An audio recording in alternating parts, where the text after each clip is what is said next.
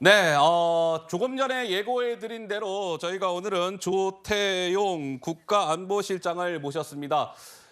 먼저 실장님 안녕하십니까? 예. 안녕하십니까? 오늘 순방 마치고 새벽에 도착하신 걸로 알고 있는데. 네, 맞습니다. 바로 이렇게 또 방송에 출연을 해주셨네요. 예, 감사합니다. 자, 실장님 어떻습니까? 지금 한미일 3국 정상회의 또 아세안 G20 정상회의로 이어지는 윤석열 정부의 큰 틀에서의 외교 기조라고 해야 될까요? 좀 어떻게 설명할 수 있을까요? 이렇게 설명드리면 될 것 같습니다. 우선 글로벌 중추 외교를 한다는 게 중심에 있고 스타트는 뭐냐면은 이제 이 가치와 그다음에 이 원칙에 따른 이제 외교를 하나 주춧돌을 잘 놓는 것이죠. 그것이 이제 한미일 캠프 데이비드 정상회의라고 보시면 됩니다. 가치와 원칙. 그다음에 그걸 기초로 해서 상호 존중에 입각한 국익 외교를 펴니다. 국가 이익을 확보하기 위한 것인데 상호 존중을 전제로 합니다. 예. 특히 이제 한중 관계에서 상호 존중이 중요하죠. 그래서 이번에 아세안에 가서 또 G20에 가서 그러한 국익 외교를 펴고 왔다 하는 게 하나 있고요.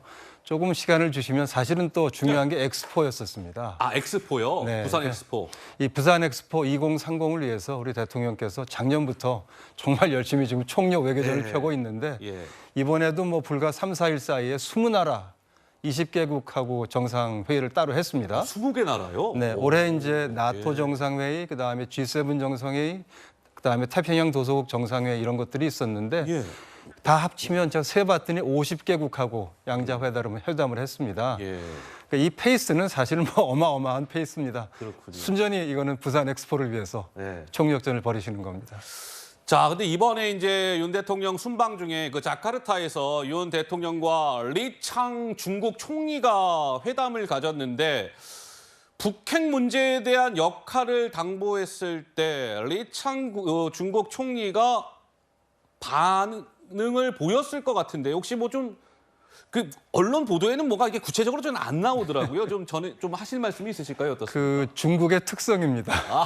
그래서 한중 간에 굉장히 그 회담이 분위기도 좋았고 중국이 우리하고의 관계를 발전시키겠다는 의사가 아주 분명했습니다. 그래서 한중 관계 발전 또 나아가서 수년 동안 못하고 있는 한일중 정상회의를 한번 해보자라고 하는 의기투합도 있었고요. 당연히 이제 북핵 문제에 대해서도 이제 많은 얘기 오갔는데 막 깊이 있는 의견 교환이 있었다 이렇게 표현을 하겠고 저희가 중국 측에서 저희한테 부탁을 한 것이 하여튼 이런 문제들에 대해서 발표한 이상으로는 서로 좀 이야기를 안 했으면 좋겠다 하는 좀 특별한 부탁이 있습니다. 근데 하여튼 전체적으로 건설적인 의견 교환이 있었습니다. 그러면 연장선상에서 시진핑 중국 국가주석이 지금 한 9년째 방한을 하지 않고 있는데 올해 뭐 시진핑 주석이 방한할 가능성? 뭐 이런 건 좀 있을까요? 어떻습니까? 제가 보기에는 우선 한일중 정상회의가 먼저 있을 가능성이 높습니다. 그러면 이제 리창 총리가 오게 되죠. 이것도 사실은 4, 5년 동안 못하고 있는 겁니다. 시진핑 주석의 이제 방한은 작년 발리에서 G20 때 만났을 때 시진핑이 우리 대통령께 이렇게 얘기를 했습니다. 그 코로나 상황이 좀 안정되고 나면 기꺼이 한국을 가겠다라고 이제 열려져 있기 때문에 저희가 그걸 외교적으로 풀어서 방한 성사를 시켜보도록 하겠습니다. 좀 기대를 해도 될까요? 좀 기대. 올해가 될지는 모르겠지만 좀 올해가 될지는 제가 자신이 좀 없지만 기대를 하셔도 괜찮을 것 같습니다. 그렇군요. 실장님 지금 또 하나 관심이 이제 이런 것 같습니다. 북러 정상회담 김정은 위원장이 이제 러시아를 방문할 것이다. 뭐 이런 얘기가 나왔고 그래서 김정은 위원장과 푸틴 러시아 대통령이 만날 거다 이런 보도가 지금 많이 나오고 있는데. 일단은요, 실장님 나오셨으니까 김정은 위원장 뭐 열차편으로 갈 것 같다 뭐 그랬는데 일단 좀 뭐 러시아로 출발을 한 것으로 파악이 됩니까? 사실 뉴욕 타임즈에서 얼마 전에 이미 보도를 했고 해서 당연히 우리 정보 당국이 모든 역량을 가지고 잘 파악을 하고 있습니다만 이 정보 사항은 공개적으로 말씀드리는 게 참 어렵습니다. 그래서 제가 애로사항이 있는데 어쨌든 이렇게 좀 말씀드리고 싶습니다. 김정은 위원장이 러시아 방문하는 동정에 대해서 저희가 오랜 시간을 두고 계속 주시하고 파악하고 있고 지금도 마찬가지다. 그래서 저희가 잘 보고 있습니다. 그렇군요. 확답을 안 주시네요. 자, 이제 한일 정상 간에도 지금 여러 차례 윤석열 대통령과 기시다 후미오 일본 총리가 이제 만났는데 이게 후쿠시마 이제 오염수 방류 문제가 계속되고 있습니다. 근데 이재명 민주당 대표는 지금 뭐 이 문제 등으로 단식을 지금 하고 있고 앞으로 좀 어떻게 대응해 나갈 생각이신지 궁금합니다. 저는 세계 10대 경제 대국인 대한민국의 입장에서는 이런 후쿠시마 오염수 문제는 과학을 중심에 놓고 대응해야 된다고 봅니다. 과학으로 봤을 때 이것이 문제가 있는지 위험한지 아닌지 이렇게 가야 된다고 생각을 합니다.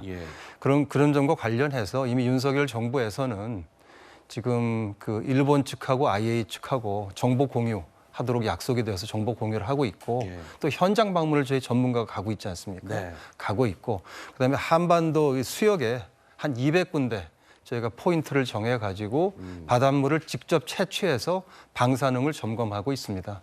조금이라도 문제가 생기면 저희는 모든 필요한 조치를 할 것입니다.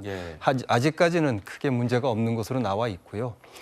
정말 다시 한번 말씀드리고 싶은데 이제 대한민국이 10대 경제 대국이죠. 그다음에 저희가 올해 사실은 달 탐사선 나로를 발사를 성공적으로 했죠. 그 탐사선이 달로 가고 있습니다. 그리고 이제 저희가 수학의 노벨상이라고 하는 필즈상을 저희 허준희 교수가 땄죠.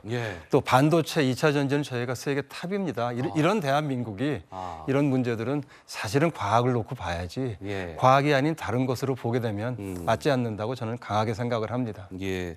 알겠습니다. 아유, 오늘 새벽 한 6시경에 지금 순방을 마치고 돌아오셔서 매우 피곤하실 텐데도 불구하고 이렇게 나와주셨습니다. 자, 조태용 국가안보실장 모시고 이런저런 말씀을 나눠봤습니다. 실장님 말씀 잘 들었습니다. 감사합니다. 예.